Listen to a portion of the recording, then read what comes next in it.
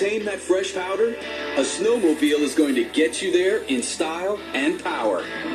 But with speeds up to 150 miles an hour on unpredictable terrain, riding a snowmobile can be a dangerous pastime. Crashes with other riders, collisions with hidden stumps and boulders. Every year, 200 people are killed in snowmobile accidents. Many times what we see with snowmobilers is that they're exceeding their driving abilities, and these machines are very capable of high speed, so they're actually going faster than what their reaction time is to avoid collisions. But crashes and collisions aren't the only dangers. Racing 600 pounds of machine on unstable layers of snow and ice? That's a huge risk for an even bigger danger: avalanches. And as it warms up through a snow cycle, we'll have the snow go from light density to heavy density. That creates that weak layer of low density snow, and that slab on top of it can slide off. If there is a weak spot in the slope where you can trigger that avalanche, there's a decent chance that you will find it if you're snowmobiling.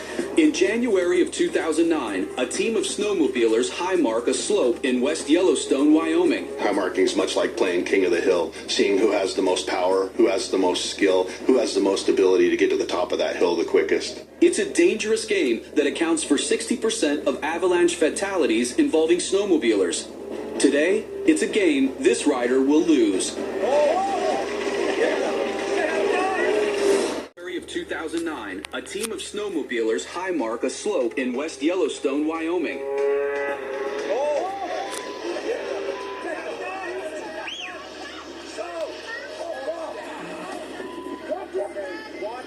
Now it's you in that cascade. You and your ride could be buried under tons of snow. What's your next move? Do you A, ditch your snowmobile and swim in the snow? B, hang on to the machine and outrun the avalanche? Or C, turn around and ride into the flow? Before you answer, just what is happening on this slope?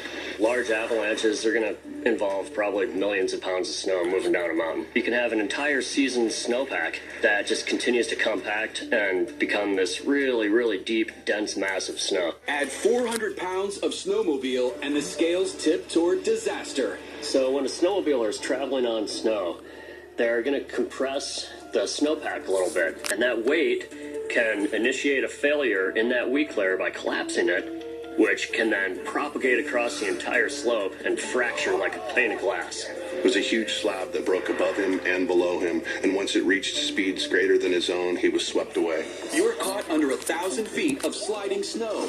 How can you survive this icy hell ride?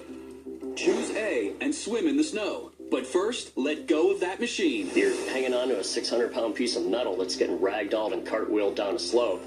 So the chances of that hitting you and hurting you are very real. Most snowmobiles are equipped or outfitted with studs on the track or cleats on the track that if it came in contact with the operator could be very dangerous. So your best bet is to get away from the snowmobile and fight kind of treading water, trying to stay on top. If you can't stay above the flow, you've got to protect your core.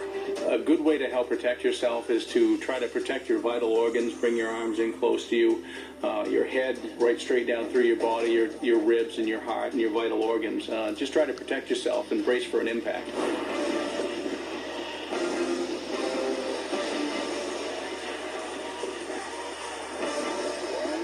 If you witnessed a friend get buried in an avalanche, do you know the best way to get him out alive?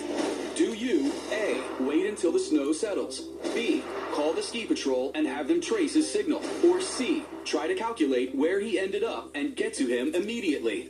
Calling for help is a good idea, but you have just minutes to get your buddy out. It's best to C, calculate where he might have ended up and get to him fast. Most people die of suffocation, so it's important to go into action right away.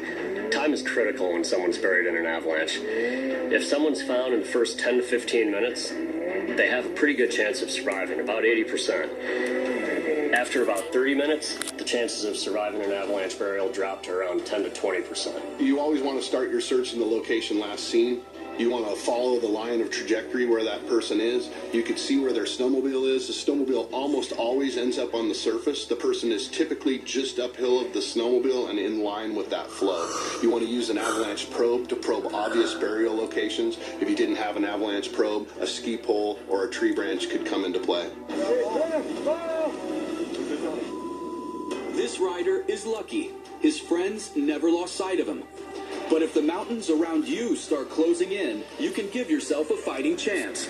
Start by never riding on slide-prone slopes. If you are caught up in an avalanche, let go of your snowmobile and swim for the surface. And if a friend goes under, calculate where he'll likely end up.